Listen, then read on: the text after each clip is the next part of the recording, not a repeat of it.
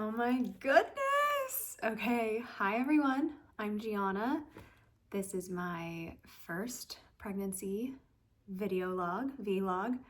And I'm gonna go over weeks 3 through 6. And I've been watching pregnancy vlogs and blogs and listening to birth stories for the last decade, just kind of trying to gather all the information so I don't feel so terrified.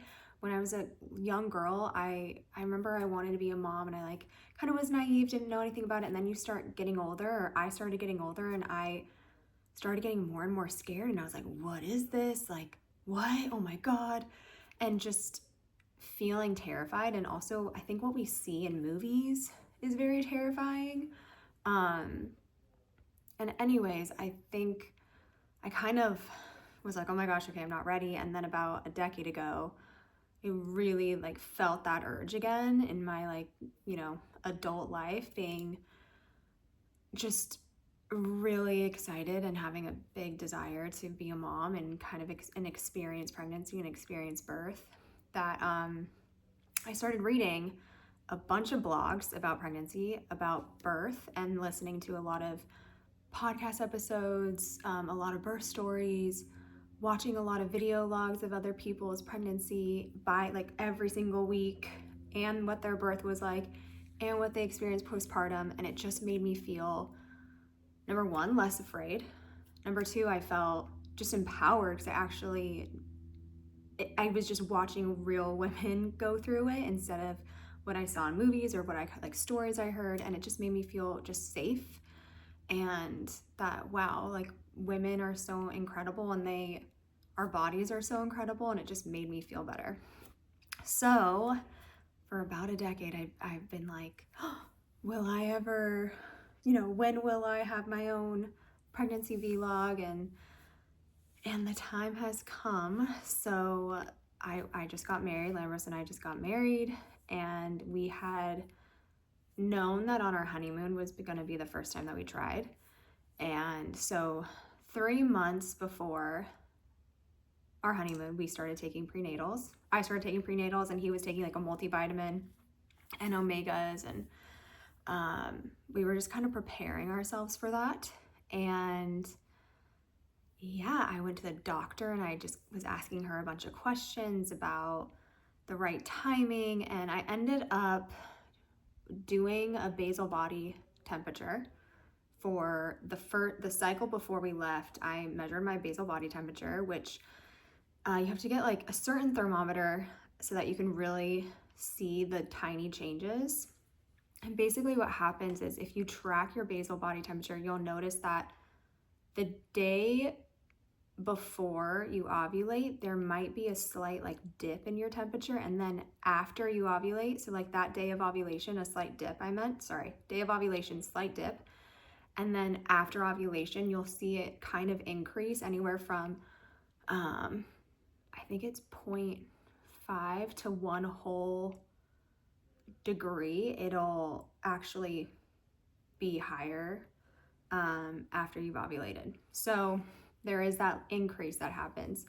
And so you can notice, what day do I tend to ovulate? I feel like a lot of the times it was kind of just day 14, 15, that's normal for people, but everyone's different. And also every cycle can kind of be different. You might notice that you're not actually ovulating the same day every month.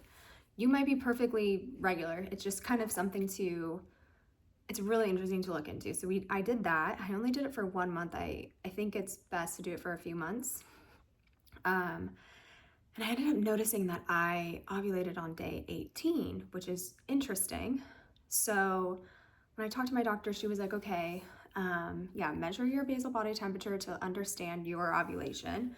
And also, from day 10 to 17, have sex every other day, do the baby dance every other day. And I asked her why, and I was like, why not every day? And she was like, it's better for the man's sperm to have that day to kind of replenish. However, I've heard people have sex every day, get pregnant. I've had a few friends who have done the every other day and they're successful. So that's what we did. That's what worked for us. I also extended, like, I went day 10 to day like 19 or 20. We had sex every other day. We did the baby dance. So that ended up working, which was amazing, is amazing. And then we got home and I would have been like it would have been like newly conceived, I think like week 3 of pregnancy. And I was super fatigued, like very fatigued. I was also jet lagged. I also, the second we got home, got sick. So that first week, I felt very exhausted. I also felt bloated. I actually noticed that I got bloated like a few days before we left, and I was like, oh, maybe it's, all the pasta and the pasta pizza and the wine we were drinking and, all that. And I think it was all of it. But so week 3, I was like very bloated. I had intense fatigue. My boobs were super sore and I was moody and I didn't want to do anything. And I kind of thought that that was all because I was going to get my period. And then maybe like, I forget how many days before, but a few days before I was supposed to get my period, I noticed I had some like very faint cramping low in my belly, like low, down low. And I was like, that's weird because I never get cramps before my period. I just end up getting it. I get cramps on day 4 or 5. And that's where like my flow happens. And so that was the first moment where I was like, wait, this is strange. And I was like, I think I might be pregnant. I had kind of been thinking about it. I'm like, am I going to get my period? Am I not? And then I had those cramps and I just thought, oh my gosh, I think I'm pregnant. And anyways, I tested on week 4, the day I was supposed to get my period, which would have been week 4.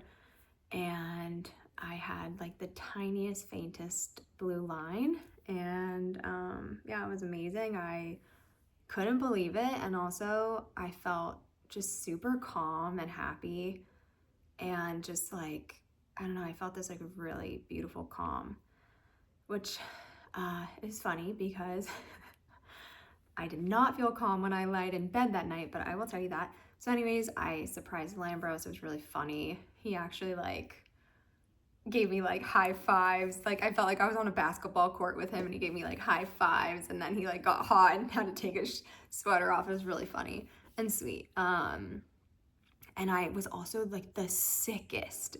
That was the sickest I felt was on that day. Like I was so congested and like just runny nose. I could barely, like you couldn't even, my voice was so, it was just bad. I was so sick.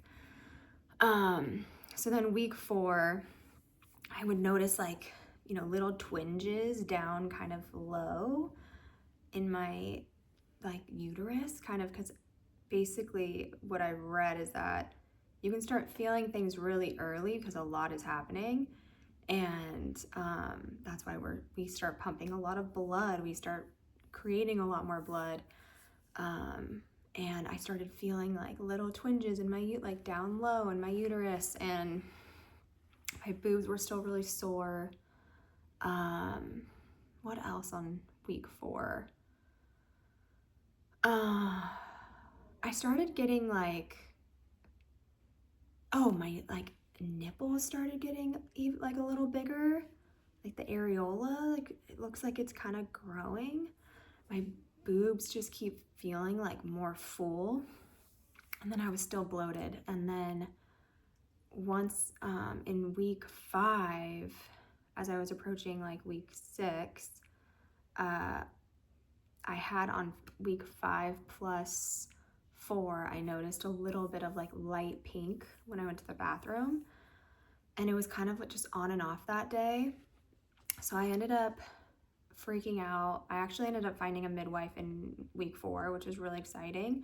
And I texted her and she was like, it's very normal for women to spot and even bleed, but she asked me if I was cramping, and I wasn't. And so she was like, I think you're fine, but if you want, you can get some blood work done.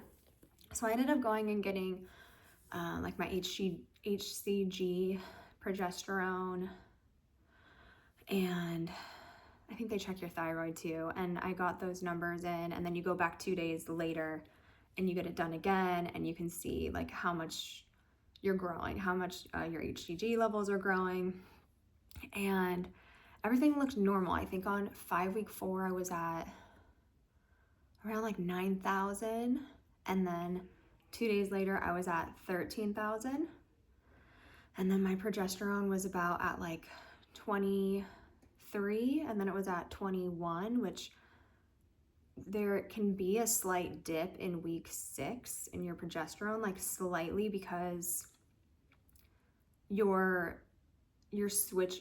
placenta is starting to, it'll eventually be where your progesterone is generated from.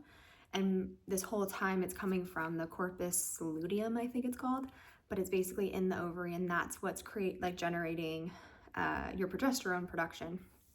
And there's that, like between 6 and 8 weeks, it like will transition to the placenta being the progesterone producer.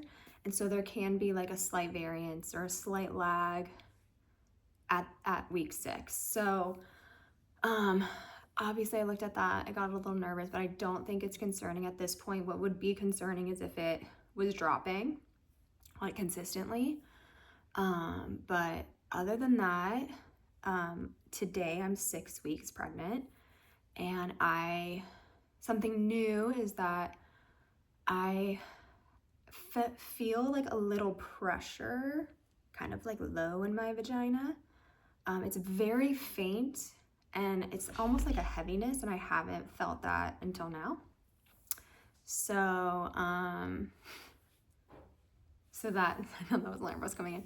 So that's something new. And I obviously like instantly was like, what is that feeling? Like I don't know that I've heard people talk about like a heaviness like this early on. And we like looked into it, and I think it is something that women experience, just kind of like a little, almost feels like your vagina just feels like a little, there's like a little heavier, like a little heaviness there.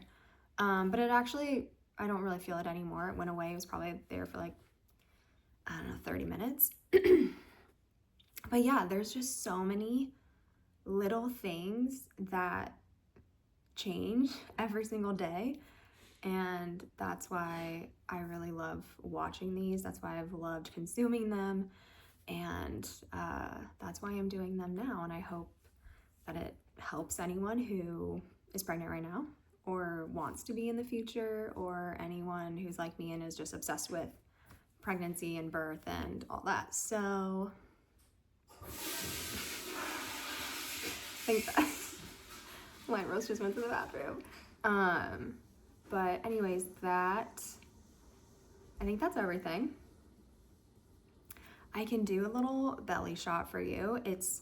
I feel like I just look bloated right now. I still just look a little bloated, but let me see if I can kind of show you. It's just like a little bloated, like this part. I mean, I know that's just maybe my belly, but it just feels like a little bloated and a little soft. So that's that. And oh yeah, it's almost 15 minutes. I don't want to go over that. So anyways, thank you for watching. I will be keeping you updated.